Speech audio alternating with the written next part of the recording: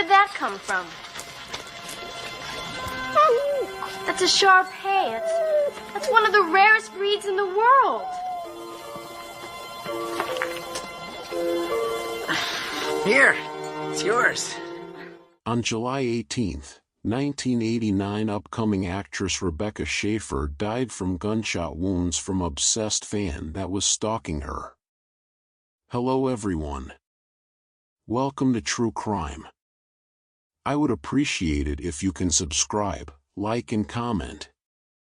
Today we going to be talking about the death of Rebecca Schaeffer. Rebecca Schaeffer was born into a loving, supportive family in Eugene, Oregon, on November 6, 1967. Her parents, Benson Schaeffer and Dana Wilner, were both highly educated professionals. Her father was a child psychologist, and her mother was a writer and teacher, and they emphasized education, kindness, and creativity in their household.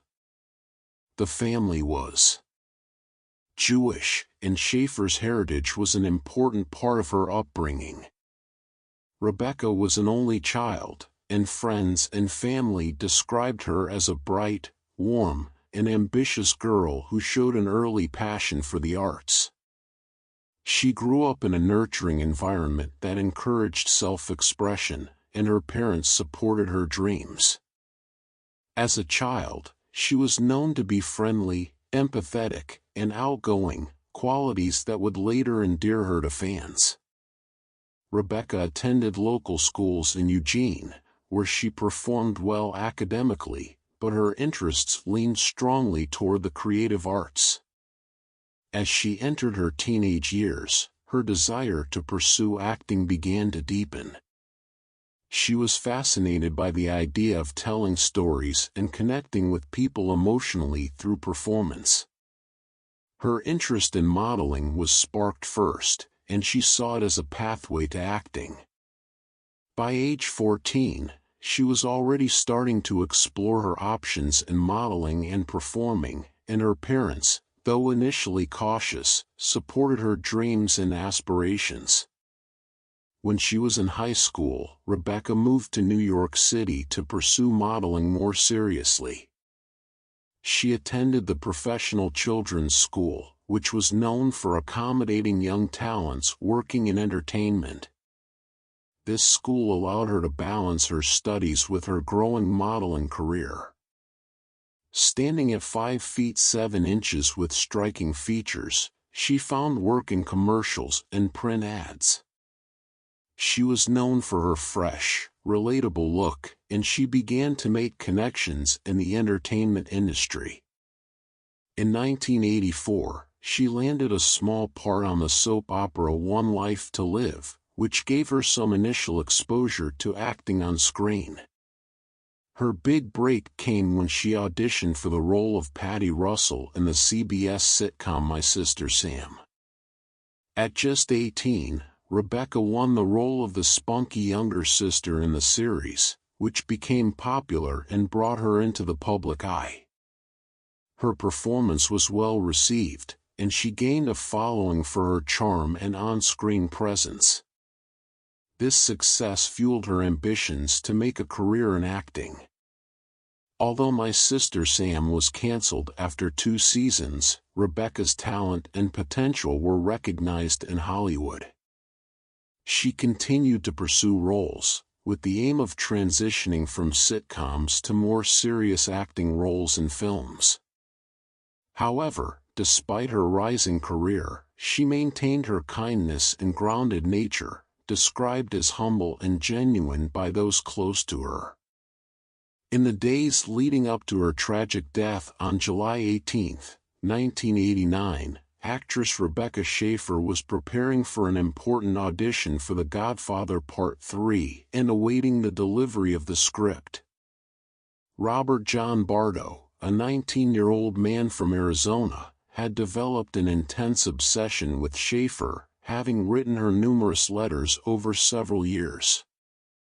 In 1987, he made attempts to meet her on set with gifts, but security prevented access.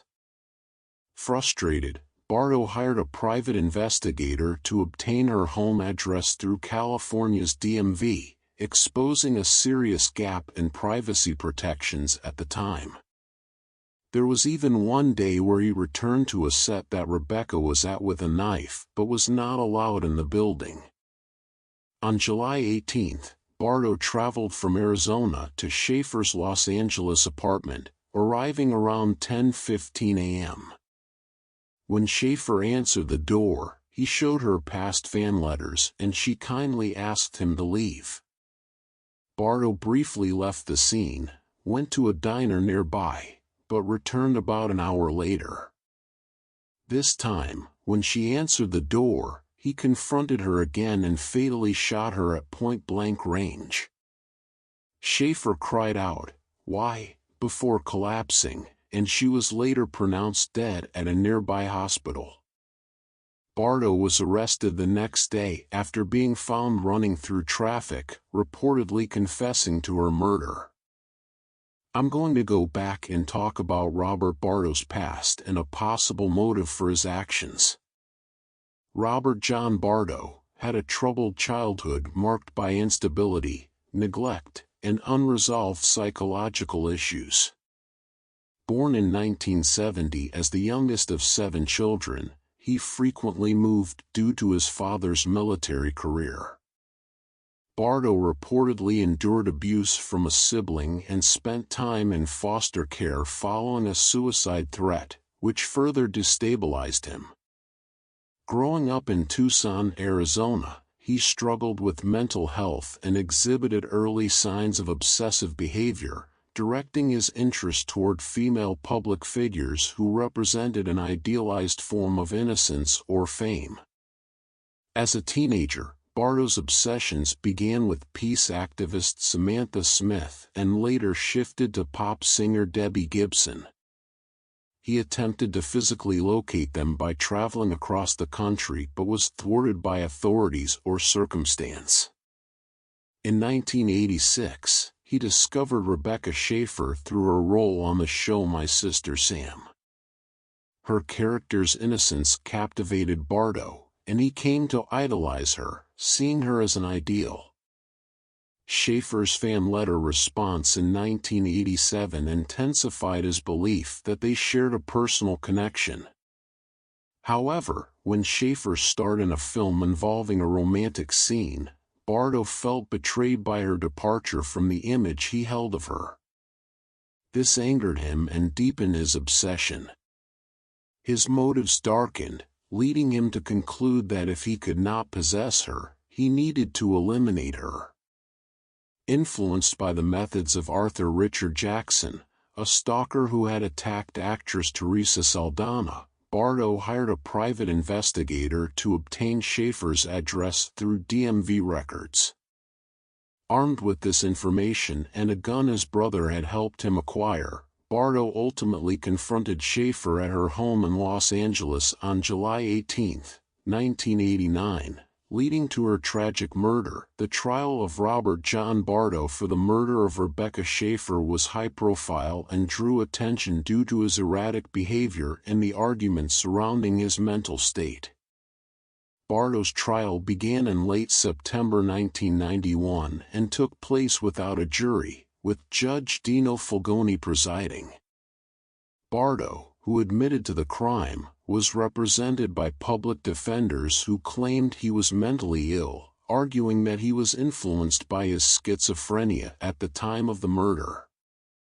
During the trial, Bardo displayed strange behavior, such as lip-syncing to U2's song Exit while it played in the courtroom. He cited the song as a source of his motivation.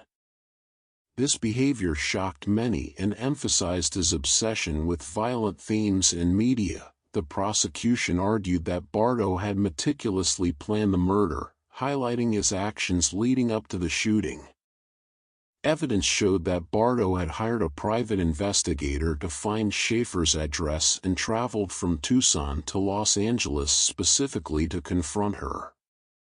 Although he had previously shown signs of obsession with other celebrities, His fixation on Schaeffer turned lethal after seeing her in a film scene that he misinterpreted as a betrayal of her innocent image. Ultimately, Bardo was convicted of first-degree murder and sentenced to life in prison without the possibility of parole. His case had a lasting impact on privacy laws in the United States, leading to the enactment of the Driver's Privacy Protection Act, which restricted access to personal information in DMV records. The case also led to the creation of anti-stalking laws, including California's first such law, designed to better protect potential victims. Rebecca Schaeffer's life and career are remembered as a symbol of lost potential, and her story continues to raise awareness about the need for privacy and security for both public figures and private individuals. Rest in peace, Rebecca Schaeffer. Thank you all for watching this. I would appreciate it if you can subscribe, like, comment, and tell your other friends to come on and join the true crimers.